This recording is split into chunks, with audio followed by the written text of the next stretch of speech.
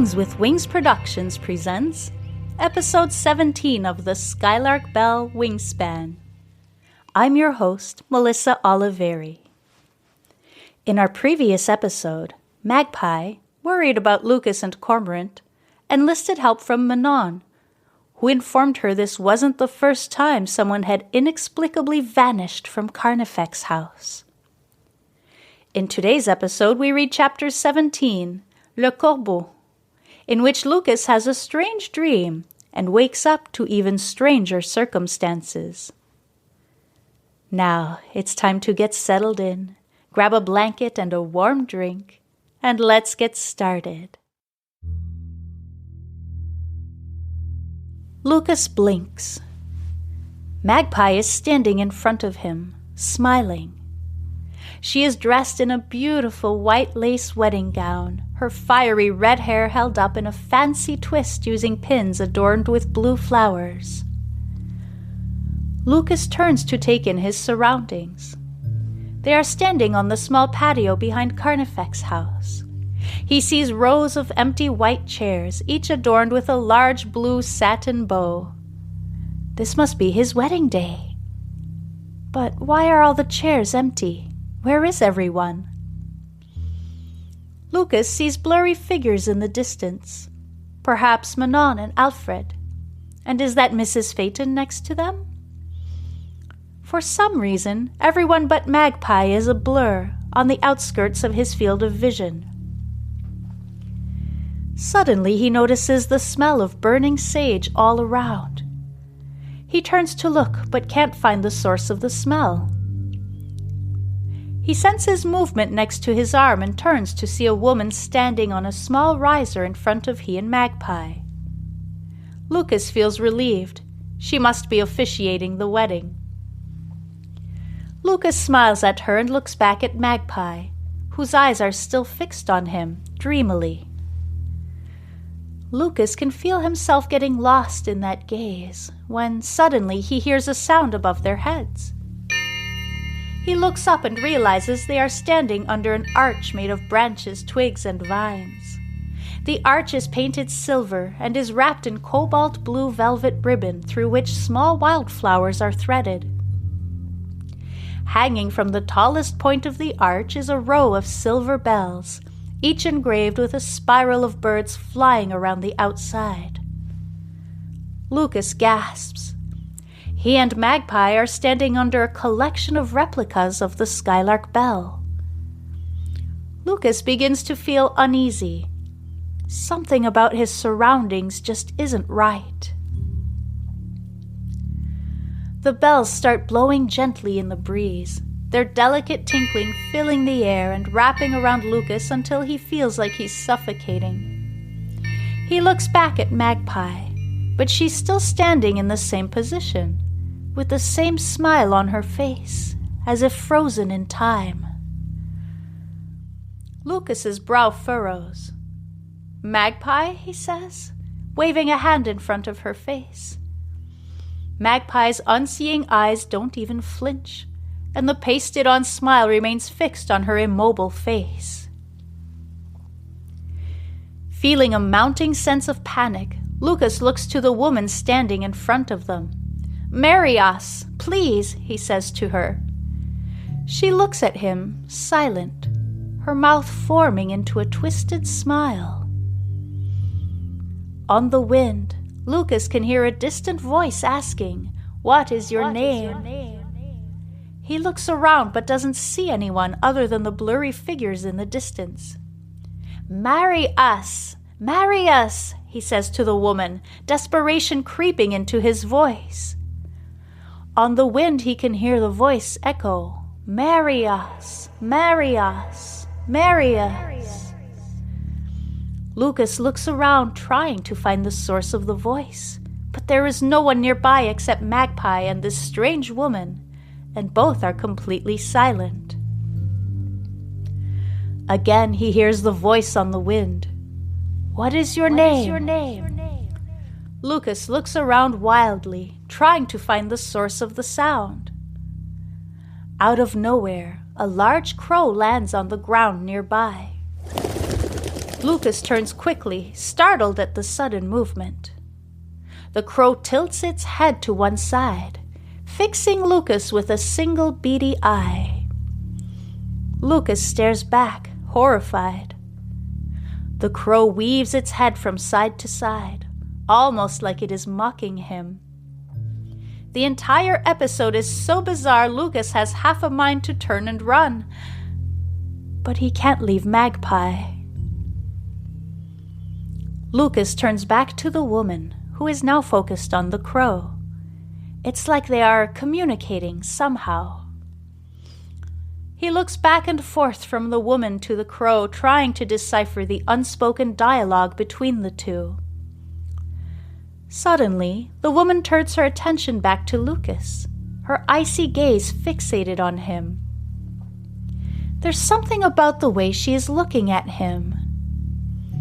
You know me.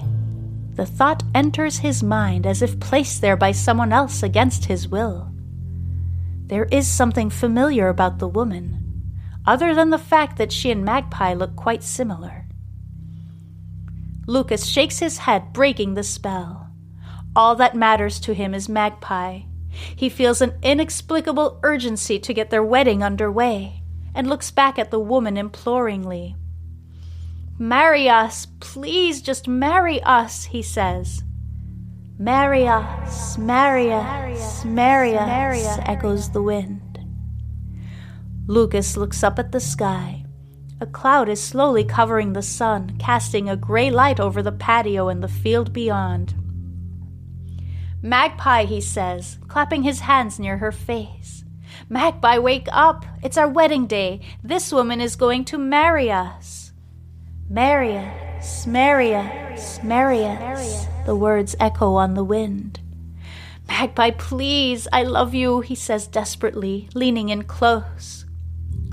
At this, the crow caws loudly, causing Lucas to turn around. "Corbeau," he says, pointing at the large bird, its black feathers glistening in the returning sun. "Corbeau," he repeats, remembering the word Manon taught him as they were walking through the fields. "Corbeau," he says once more, in an accusatory tone, wielding the word like a weapon against the intruder. The bird spreads its wings and lifts off into the sky. "Corbeau, Corbeau, Corbeau," echoes the wind. Lucas turns back to the woman. Her smile has vanished. Instead, she is staring at Lucas, her eyes somehow even colder than before. Slowly, the woman turns her head to look at Magpie. Lucas feels a shudder run through his entire body as he hears a strange song carried on the wind. The tune is hauntingly familiar. It crescendos with every passing second to the point where Lucas covers his ears with his hands. He can feel the sound swirling around him, squeezing the air out of his body. He falls to the ground, curled up in a tight ball. Just at the point where he feels like his mind can't take any more, everything goes quiet and fades to black. Lucas catches his breath for a moment, then slowly opens his eyes. He is in a room that feels vaguely familiar, sunlight filtering through the sheer white curtains that are billowing in a warm breeze. "Ah, there he is! You gave us quite a scare, my friend," says a deep but friendly voice nearby. Lucas turns and tries to focus his eyes on the man, but his vision is still blurry. "My name is Edward, and this is my wife Charlotte." He pauses briefly to give Lucas a moment to assimilate the information. Lucas takes a breath as his vision comes into focus. A broad-shouldered, blonde-haired man is sitting on a small wooden chair next to the bed. Behind him stands a woman with dark hair and a pleasant, gentle face. The woman leans forward, laying a soft hand on Lucas's shoulder before speaking words that send a jolt through Lucas's entire body. "It seems you were having a troubling dream. You did quite a bit of speaking in your sleep, Mr. Corbeau. Or shall we call you Marius? Thank you so much for listening. Join me next week for Wingspan Chapter 18, The Vanishings, where Manon elaborates on past instances of people disappearing from Carnifex House. The Skylark Bell is brought to you by Phaeton Starling Publishing and features original music by Canal. If you're enjoying this story, please consider leaving a rating or a review. They're both greatly appreciated. You can also support my work via a donation through your podcast platform or by subscribing to Patreon, where you get early access to episodes and so much more. Just check the show notes for all necessary links. Before I go, I'd like to share this reel for a podcast I quite enjoy called Haunted Housewives.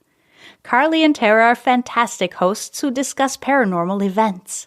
If you enjoy the supernatural atmosphere of the Skylark Bell, you'll want to check them out.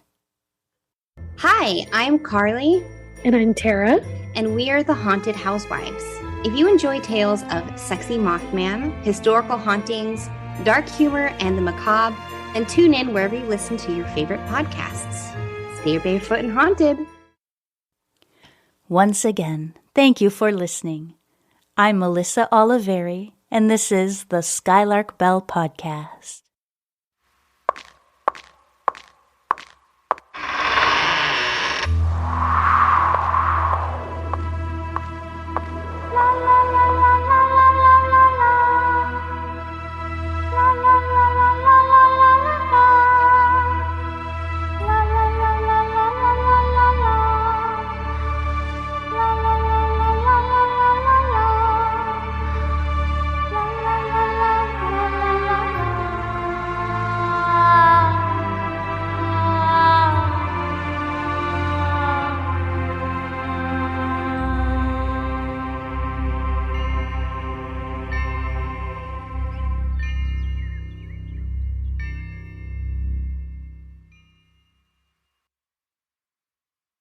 If you're a podcast host, listen up, this one's for you. My name is Allie Jackson. I'm the host of Finding Mr. Height, a dating and relationship podcast that I've been doing for 4 years now, sharing my positive and practical approach to dating that's built on my own life experience. And I wanted to share another experience that I've had, my secret behind monetizing my show. It's called Red Circle, and I was just telling my colleague about how much I love their platform. With Red Circle, not only am I getting a seamless hosting experience, but I also love the support I receive in ad sales. It's not just typical ad sales either. It's targeted opportunities based on my show and my life. And the platform is super simple. You just set your preferences and Red Circle matches you with sponsors that align with your show. You can vet every opportunity and their platform gives you great analytics. More recently too, my Red Circle team has brought me opportunities outside of my podcast on social media to really augment the podcast partnerships, bring them full circle. I just can't recommend them enough. If you want to give it a try, go to redcircle.com to get your free trial. That's redcircle.com for a free trial.